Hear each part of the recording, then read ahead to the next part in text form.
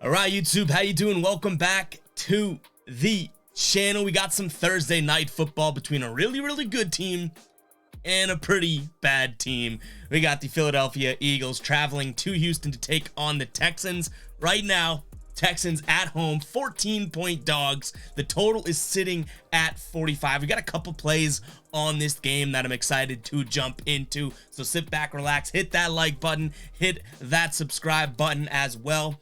Guys, we're on our way to 12,000 subscribers, so damn close. So if you could do us a favor and hit that subscribe button, it would mean a lot. But before we get into these picks, got a couple things to talk about here, and one of them being the new video that is live on the channel. And I talked about this in the NBA video, which, by the way, brought out a sweep a couple nights ago in the NBA. If you're not watching the NBA picks videos, make sure you do.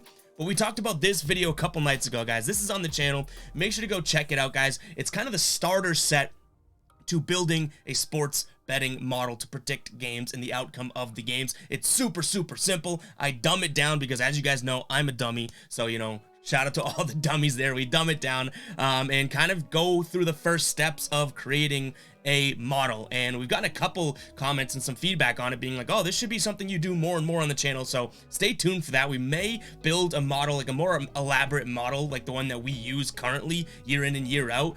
May do a video kind of going step by step of that, but this is a super simple way of, you know, getting your feet wet in the model game here, because I think the analytics are the backbone of sports betting and sports gambling. I think that if you don't have the analytics to prove your side or your pick, you might as well not make that bet because it's just going to lose money in the long run. So make sure to check out this video, guys. It is NBA centric, but you can do it for NFL as well. And then before we get into the video, I want to talk to you guys a little bit about the sponsor of today's show, Sportsline, guys. Sportsline, you've heard me talk about them. 10,000 simulations on each game. We talked about analytics just now. Sportsline is the epitome of analytics. They run each and every game through 10,000 game simulations, so you get a projected score, you get a projected box score. They also have Vegas experts on the site giving their picks and everything like that, guys. It's an amazing tool, and right now, using the link in the description and our promo code GUYBOSTON, GUYBOSTON, spelling bee champ here, you guys can get 3 months of Sportsline, a quarter of the year, for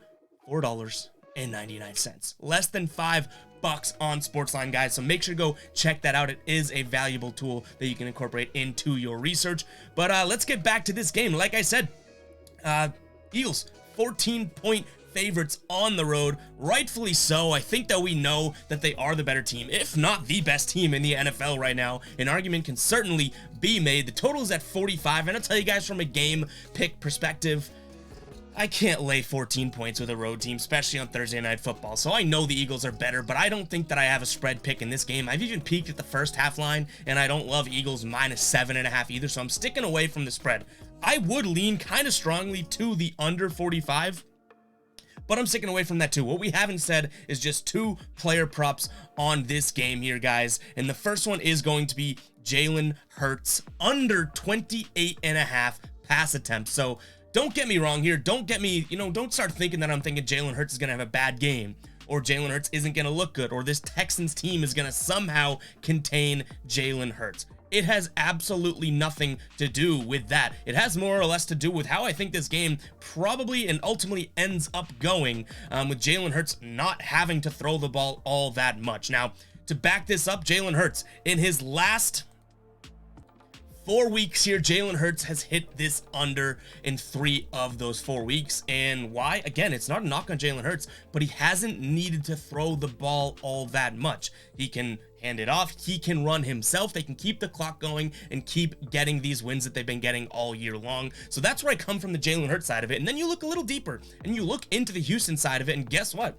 Third best when it comes to opposing quarterback scoring from a fantasy football perspective. And I'm like, what the heck? Is this Texan defense or pass rush good? It's like, no, that's not it. It's another case of the Texans don't put other teams in positions that they need to rely on their quarterbacks passing and stuff like that. So it's kind of interesting to look at it from this perspective, that the Texans are almost so that quarterbacks don't need to ball out against them. They can play much more of an in the trenches type game. They've had 2 quarterbacks miss their marks in terms of going under in the last 2 weeks here.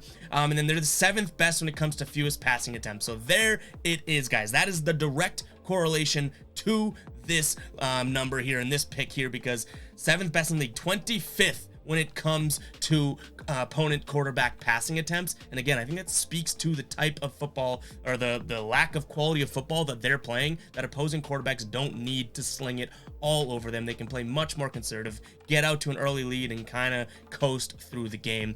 Just for what it's worth too, 5th best completion percentage allowed. So I know I kind of knocked the secondary, said they have nothing to do with it.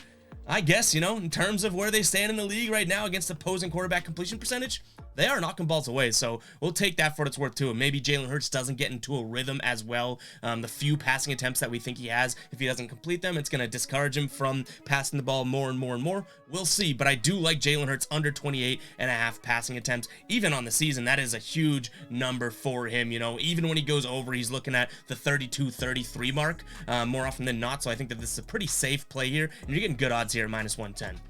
Next play, pretty simple one, but it's Miles Sanders anytime touchdown here. Now, the Texans have been letting in plenty of running backs into the end zone here. 3rd worst when it comes to rushing touchdowns allowed per game. They're middle of the league in terms of all this run defense and whatnot. The only thing that scares me here is that Miles Sanders hasn't been playing all that many snaps. Only 51% of the snaps last week against Pittsburgh, but that makes a little bit of sense here. Miles Sanders had a hair in my mouth.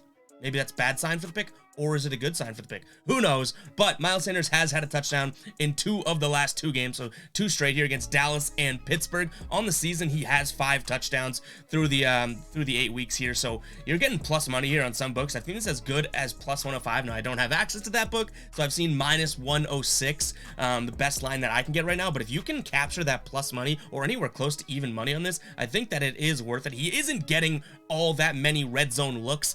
He only had 1 red zone look last week, and he did score on it from the 11-yard line. But prior to that, the 2 weeks prior, he was not getting many red zone looks. Obviously, they didn't need that. And then I guess way back to October 9th is really when his red zone looks kind of shut off, because that week he had 6 red zone looks. The week before that, he had 7 red zone looks. So Miles Sanders is in the game plan in terms of a red zone run or pass catcher here. It just hasn't been like that the past couple weeks. But I think in a game against Houston, a game like this, you do see him more active in the red zone. So I like these 2 picks, guys. Jalen Hurts under 28.5 pass attempts, and Miles Sanders anytime touchdown for a potential plus money for you guys. So let me know what you think of those picks in the comments down below, and we'll catch you guys in the next video. Peace.